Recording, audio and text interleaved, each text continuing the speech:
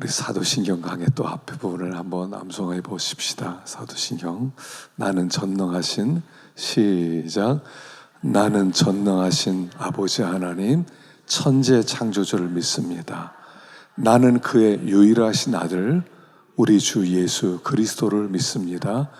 그는 성령으로 잉태되어 동정녀 마리아에게 나시고 본디오 빌라도에게 고난을 받아 십자가에 못 박혀 죽으시고 장사된 지 사흘 만에 죽은 자 가운데서 다시 살아나셨으며 하늘에 오르시어 전능하신 아버지 하나님 우편에 앉아 계시다가 거기로부터 살아있는 자와 죽은 자를 심판하러 오십니다. 여기까지 잘하셨습니다. 우리가 지금 사도신경을 배우고 있습니다. 사도신경을 배우는 목적은 뭐냐면 우리가 섬기는 하나님이 도대체 어떤 하나님이냐는 거예요. 그냥 옛날에 우리 조상들처럼 그냥 정한수 떠다 놓고 비나이다 비나이다 하는 그런 신이 아니라 우리 하나님은 분명하게 살아계신 하나님, 인격적인 하나님, 우리를 구원하신 하나님, 우리를 향한 놀라운 계획을 가지신 하나님, 오늘도 우리와 동행하시는 하나님. 그래서 그 하나님에 대해서 우리가 알아야 그 하나님과 교제를 할 수가 있어요. 하나님을 모르면 교제가 안 돼요. 어떤 사람을 알려면은요, 알아야 교제가 되지요. 모르면 교제가 안 되잖아요. 전혀 모르는 사람을 만나면 할 말이 없어요. 그러나 잘 아는 사람을 만나면 할 말이 참 많아져요. 우리의 기도가 더 깊어지고 또 이렇게 주님과 더 깊이 있는 교제를 하려면 알아야 돼요. 알면 깊어져요. 때때로 난 기도를 더 길게 하고 싶은데 어떻게 하면 좋습니까? 그런 분들이 있거든요. 알면 돼요. 친구들은요, 잘 아는 친구는 할 말이 너무나 많아요. 모르는 사람은요, 할 말이 없어요.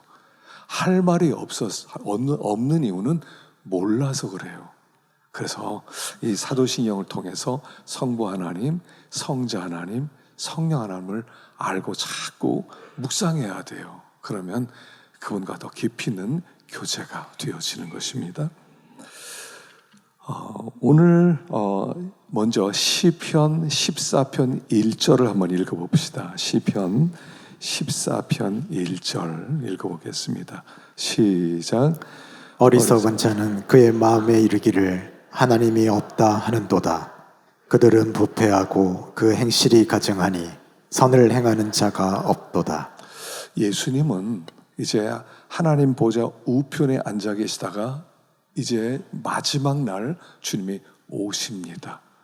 그래서 살아있는 자와 죽은 자를 심판하러 오실 것입니다. 여기 살아있는 자와 죽은 자를 심판한다는 건 어떤 뜻이냐면 주님이 오실 때 살아서 주님을 맞이할 사람이 있을 것입니다. 그러나 어떤 사람은 이미 죽었습니다. 그 주님이 오시는 날 오셔서 그렇게 살아있는 자와 죽은 자까지 다 심판하실 것이다 라고 말씀을 하고 있습니다. 여러분, 성경은요 최후의 심판을 가르치고 있습니다. 그런데 이 땅에요 어떤 종교에서도 어떤 철학에서도 최후의 심판이 있다고 가르치는 곳은 없습니다. 최후의 심판을 가르치는 곳은 오직 교회와 성경밖에 없습니다. 그 대부분 몰라요. 주님의 최후의 심판이 있을 것을 몰라요. 왜냐하면 죄 범한 인간은 하나님을 향한 감각을 잃어버렸어요.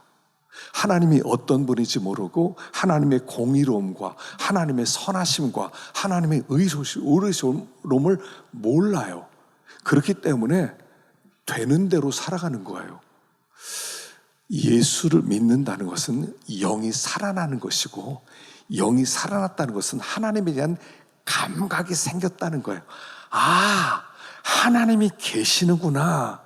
이게 영이 살아난 증거예요. 영이 죽은 사람은 하나님을 알 수 있는 감각이 없기 때문에 하나님이 있는지 없는지 몰라요. 그래서 하나님이 어디 있어? 하면서 어리석게 산다는 거예요. 하나님이 어디 있어? 어디 있어? 눈에 보이지도 않는데 하나님이 어디 있어?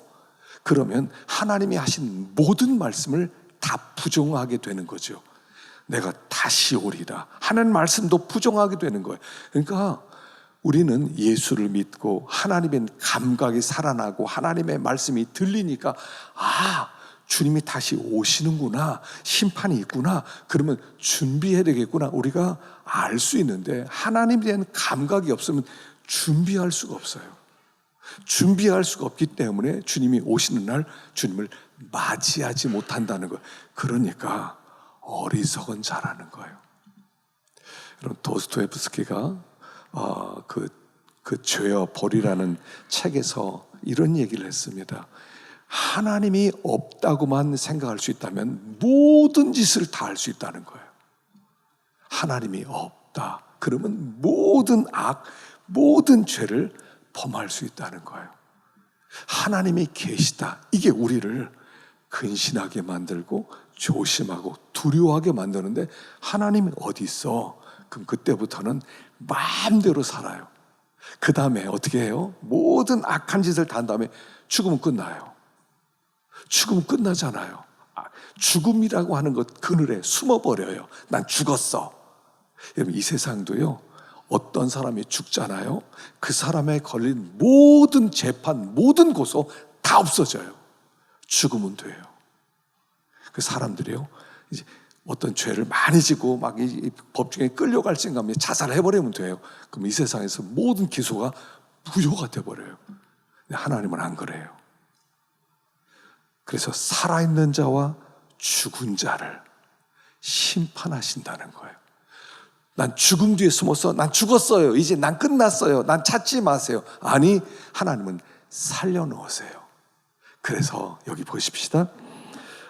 계시록 20장 13절 읽어봅시다. 시작.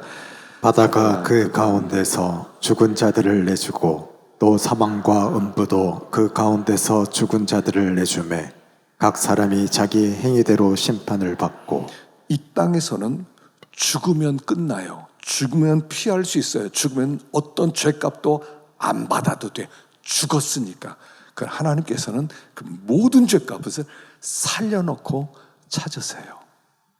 그래서 살아있는 자와 죽은 자를, 살아있는 자만 심판하는 게 아니라 죽은 자도 살려놓고 심판하신다는 거예요. 그래서 많은 악을 행한 사람 다 죽었잖아요. 나폴레옹도 죽었고, 히틀러도 죽었고, 모택동도 죽었고, 김일성도 죽었고, 다 죽었어요. 더 이상 죄를 어떻게 물어요? 전쟁 범죄에 대해서 그 사람이 일으킨 전쟁으로 수백만 명이 죽었어요. 스탈린 때문에 수천만 명이 죽었어요. 그런데 죽었어요. 끝났어요. 그 하나님은 살려놓으세요. 이게 무서운 거예요. 죽음은 도피처가 아니에요. 하나님 앞에서는 어떤 것도 숨길 수가 없어요. 있는 그대로 책임 있는 존재로 서야 돼요. 그래서 요한복음 5장에는 28절에 이렇게 기록합니다. 시작. 이를 놀랍게 여기지 말라. 무덤 속에 있는 자가 다 그의 음성을 들을 때가 오나니 선한 일을 행한 자는 생명의 부활로 악한 일을 행한 자는 심판의 부활로 나오리라. 무덤 속에 있는 자가 그의 음성을 들을 때가 와요. 신랑이다, 예수 그리스도가 오신다, 그걸 죽은 자들이 듣게 되고 다 살아나는데 어떤 사람은 심판의 부활로, 심판받기 위해서 살아나고, 어떤 사람은 생명의 부활로 천국 가기 위해서 살아난 모든 사람이 다 그 발 앞에 무릎을 꿇고 재판을 받는다는 것이에요. 그래서 마지막 재판, 마지막 하나님의 심판이 주님의 재림 때 일어나는 것이다 라고 말씀을 합니다. 그래서요, 히브리서 9장 27절도 한번 읽어보십시다. 시작. 한 번 죽는 것은 사람에게 정해진 것이요 그 후에는 심판이 있으리니. 죽음이 피난처가 아니니까 죽지 말라는 겁니다. 죽음은 피난처가 아니에요. 죽음은 더 이상 회개할 수도 없고, 죽음은 더 이상 돌이킬 수도 없고, 죽음은 모든 기회가 끝나는 거예요. 마침이에요.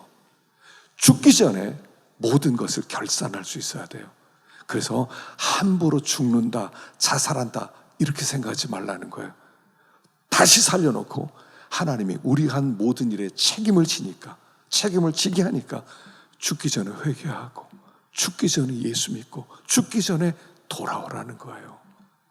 그래서 지금 주님의 재림이요, 멀지 않았어요. 보십시다. 로마서 13장 11절 시작. 또한 너희가 이 시기를 알거니와 자다가 깰 때가 벌써 되었으니 이는 이제 우리의 구원이 처음 믿을 때보다 가까웠음이라. 우리의 구원이 가까웠다고 그랬어요. 이 가까웠다는 게 말이 뭐냐면, 예수님께서 물론 2000년 전에 죽으셨다가 부활하셨습니다. 그러나 지금은 시간이 많이 지났습니다. 2000년이 흘렀습니다. 그러니까 더 가까워졌다, 이런 뜻도 있지만 더 중요한 것은 이런 뜻이에요. 구약에는 메시아가 올 거라고 예고를 했어요. 그러니까 메시아가 오질 않았어요. 아직 구원이 멀리 남은 거예요. 근데 예수님이 이 땅에 딱 태어났어요. 천군 천사들이 목자들에게 가서 기쁨의 좋은 소식을 너에게 전한다. 드디어 너희를 구원할 구세주가 태어났다라고 전했습니다. 그리고 그분이 십자가에 죽으셨습니다. 우리의 죄값을 다 사하셨습니다. 죽음이 더 가까워졌죠. 부활했습니다. 이제 그분이 부활하심으로 말미암아 우리의 죄값이 완전히 도말되었다는 것을 또 증명하셨습니다. 가까워졌습니다. 승천하시고 하나님 보좌 우편에 앉으셨습니다. 구원이 더 가까워졌습니다. 이제 그분이 오시는 것만 남았다는 거예요. 그렇기 때문에 우리의 구원은 가까워졌어요. 주님의 심판이 가까워졌어요. 언제일지 몰라요. 마치 뭐 어떤 손님이 온다고 그러는데 이제 연락하지 않습니까? 어디쯤이십니까? 지금 그 경부속도 탔는데 지금 천안 휴게소에 잠깐이다. 멀리 있구나. 그러다 어디쯤입니까? 차가 좀 밀리는데 유성 IC 좀 근처입니다. 없구나. 어디쯤이십니까? 거의 다 왔다고. 이런 상황이라는 거예요. 주님이 하나님 보좌 우편에 앉았다는 것은 거의 끝이라는 거예요. 더 이상 다른 과정이 없어요. 거의 끝이라는 거예요. 예고하셨던 그분이 이제는 문만 열면 오는 것처럼 주님이 오실 날만 남았다는 거예요. 최후의 심판, 우리에게는 구원의 심판, 어떤 사람에게는 심판, 두려움의 심판이 있다는 것이죠. 그래서 예수를 믿는다는 게 이게 얼마나 큰 복이면, 하나님이 있는지 없는지도 모르는 사람들이 너무나 많은 거예요. 하나님이 어디 있어? 근데요, 역사적으로 보세요. 2000년 역사 동안에 하나님을 만난 사람이 얼마나 많습니까? 하나님이 없다 하려면 그 사람들의 고백을 다 거짓말로 만들어야 돼. 지네들이 개인적으로 뭐 해놓고 있다고 그래. 그 이제까지 있었던 수십억 명의, 수백억 명의 그 하나님 만났다는 걸 거짓말로 만들어야 하나님이 없는 거가 되는 거예요. 이거 가능하세요?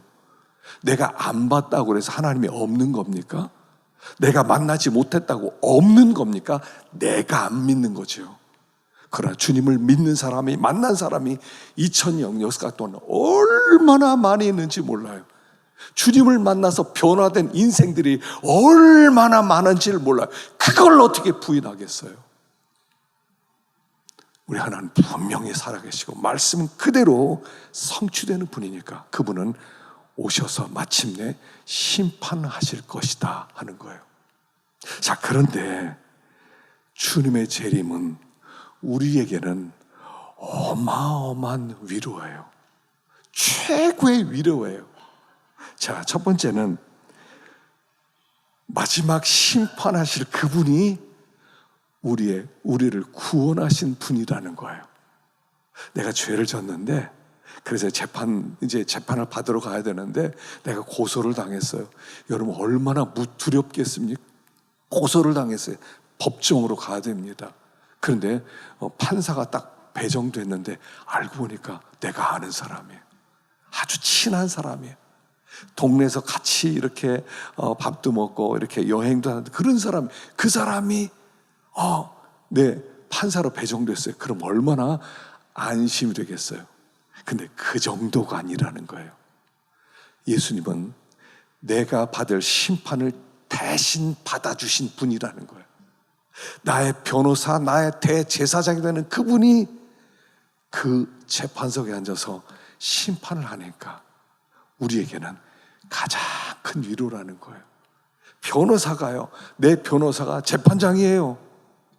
나를 위해 죽으신 그분이, 나를 사랑해서 나를 만나주신 그분이 재판장이에요.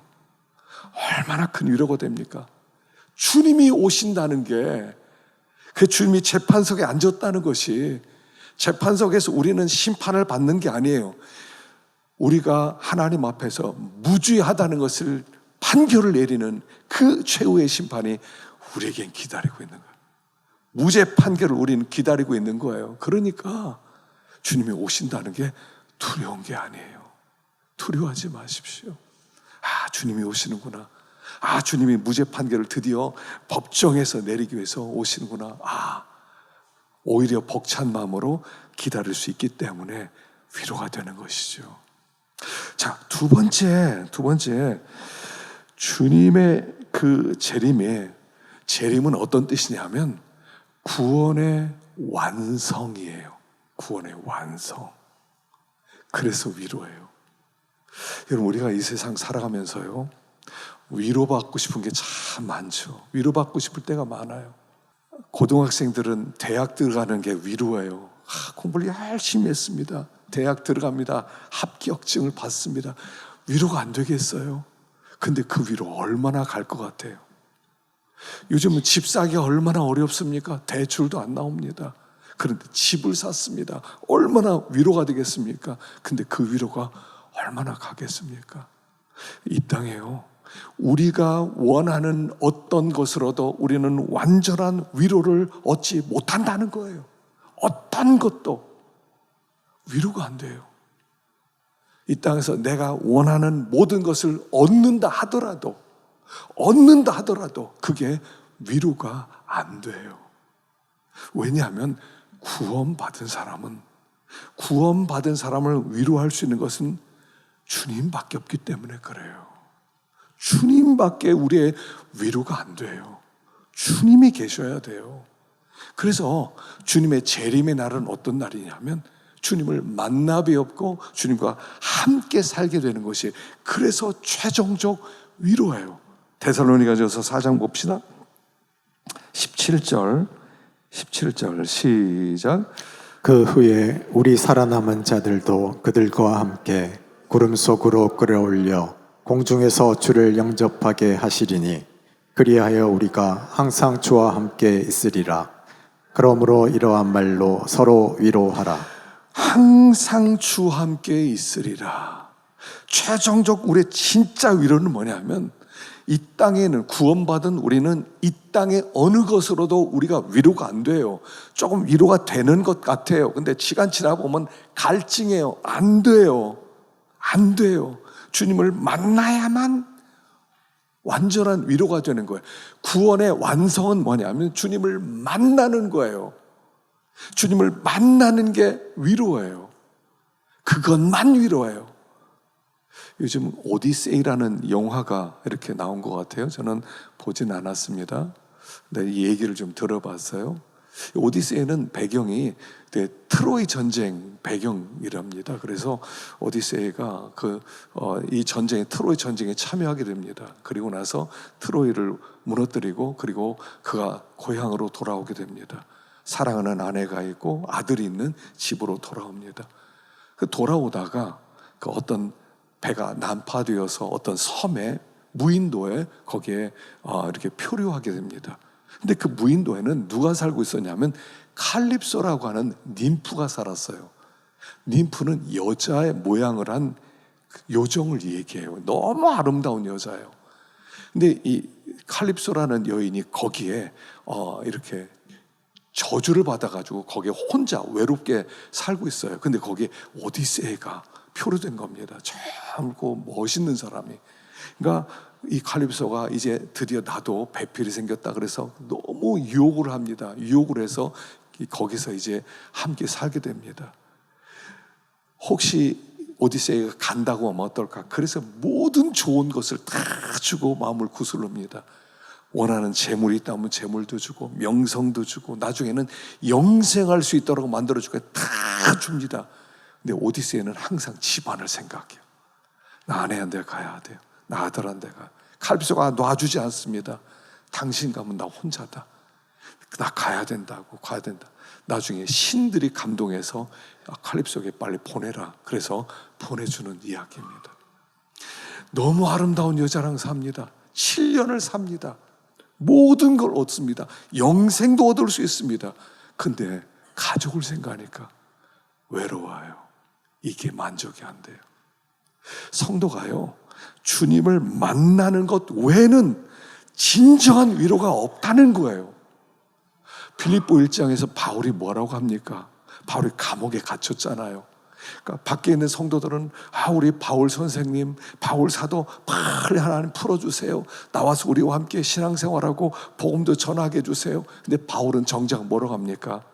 내가 나가는 것도 좋지만 나는 여기서 차라리 죽는 게 낫다. 왜냐하면 죽어야 내가 주님을 만나서 주님과 함께 사는 게 나한테는 훨씬 더 좋은 일이다. 살아서 너희들과 함께 전도하고 함께 신앙생활하는 것도 좋지만 죽어서 주님과 함께 있는 것이 나에게 가장 좋은 일이라고 고백하지 않아요? 이 땅의 그 어떤 것도 우리의 위로가 되지 않는다는 얘기예요. 구원받은 우리는 이 세상에서 어떤 고난이라든가 슬픔이라든가 아픔이라는 걸 피할 길이 없어요. 남자와 여자가 만나서 결혼을 했습니다. 몇십 년을 살아갑니다. 40년, 50년을 살아갑니다. 그런데 언젠가는 하나가 죽어야 됩니다. 얼마나 슬프겠어요? 얼마나 외롭겠습니까? 물론 천국에서 만나지만 여보 나 먼저 갈게. 혼자 남았어요. 여러분 그 슬픔 생각해 보셨어요? 얼마나 슬프겠어요? 자녀들은 또 부모님을 먼저 보냅니다. 얼마나 힘들겠어요? 이게 이 세상이에요. 이 세상에서는 우리가 어떤 위로를 준다, 뭔가 하지만 그게 계속되는 게 아니라는 거예요. 고난은 끝나지 않아요. 언젠간 병들 거고 그 병과 투병 생활하라고 얼마나 힘들 겁니까? 이 땅의 위로라고 하자면 그 위로라고 하는 그 위로가 진짜 위로가 아니라는 거예요. 진짜 위로는 하나밖에 없어요. 주님을 만나는 거예요. 주님이 오시는 거예요. 주님과 함께 사는 거예요. 그것만 위로예요. 그래서 주님의 재림은 성도들을 구원을 완성시키는 최고의 위로라는 거예요. 그래서 우리의 고백은 마라나타 어서 오세요. 주님 기다립니다. 그래서 계시록이 마라나타로 끝난 거예요. 주님 어서 오시옵소서. 어떤 사람은 아직 잘 뭘 몰라. 내가 죄가 많으니까 회개 좀 더 하고 좀 더 세상에 누리고 살다가 그때 다음에 오시면 좋겠어. 몰라서 그래요. 빨리 오셔야 돼요. 주님은 빨리 오셔서 주님을 영접하고 주님을 만나야 돼요. 주님과 함께 사는 것만 우리의 최고의 구원의 완성이고 위로라는 거예요. 이 땅에 무엇으로 도대체 우리가 위로받을 수 있단 말입니까? 뭘로 도대체? 무엇로 위로를 받을 수 있어요? 돈을 막 한 보따리 갖다 주면 위로를 받을 수 있습니까? 여러분 어떤 것도요, 성도에게 위로가 안 돼요. 그게 성도예요. 모든 걸 다 누리는데 가만히 있어 보면 뭔가 비어 있어요. 뭔가 만족이 안 돼요. 그래서 다른 걸 자꾸 또 채우려고 그래. 내가 이렇게 갈급증이 있는 건 이런 건 내가 뭐 돈이 더 있어야 돼. 내가 더 높아져야 돼. 내가 더 알려져야 돼. 사람이 나를 인정해줘야 돼. 그거 아니에요. 주님이 없어서 그래. 주님이 없어서. 주님과 사는 것만 우리의 위로예요. 마라나타밖에 없어요.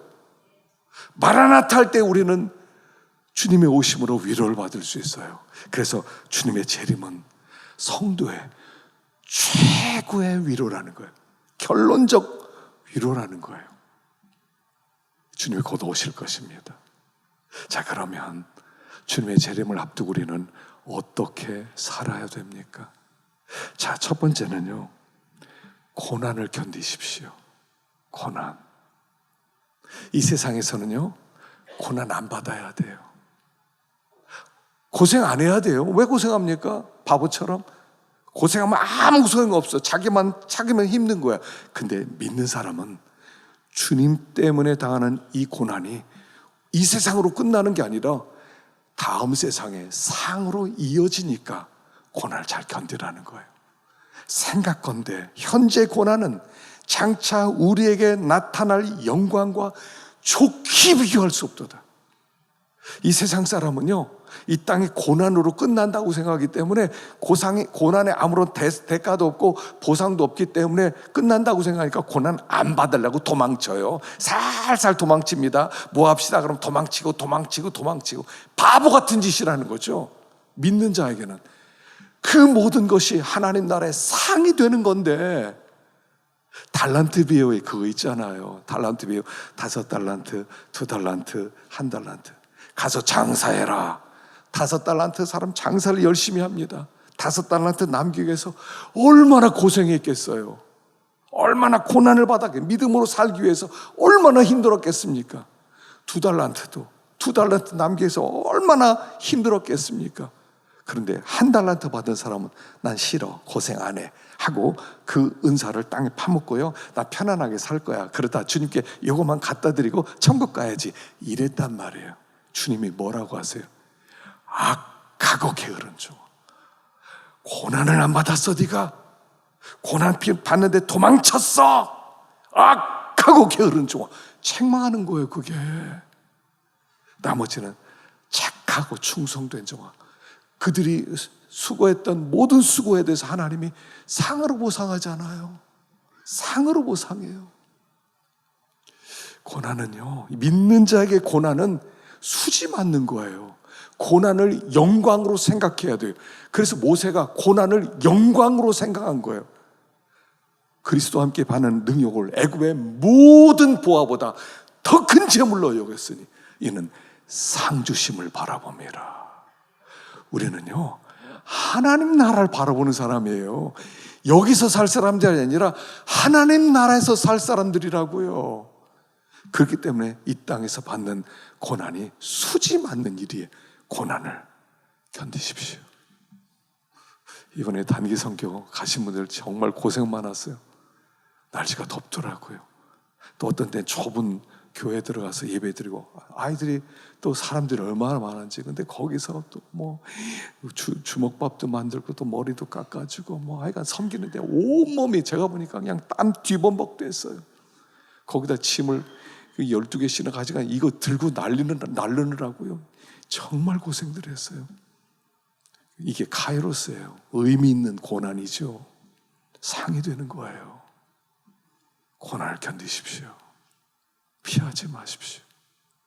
두 번째, 거룩하게 살라는 겁니다. 거룩하게 산다는 것은 깨끗하게 산다는 건데, 깨끗하게 산다는 것은 구별을 띄어 산다는 거예요. 구별을 띄어. 항상 이렇게 생각하세요. 이거 하나님이 기뻐하시느냐? 그러면 just do it 하세요. 하나님이 기뻐하시느냐? 앞뒤 가리지 말고 밀고 나가세요. 하나님이 미워하시느냐? 앞뒤 가리지 말고 멈추세요. 그러면 거룩한 삶을 살아요. 그게 거룩이에요. 양심에 가책되는 것에 멈추세요. 양심에 가책되는 것에서 어떤 것을 해만 할 것 같아요. 하세요. 그게 재림을 준비하는 자의 자세, 그게 거룩이에요. 하나님이 기뻐하는 거라면 오케이.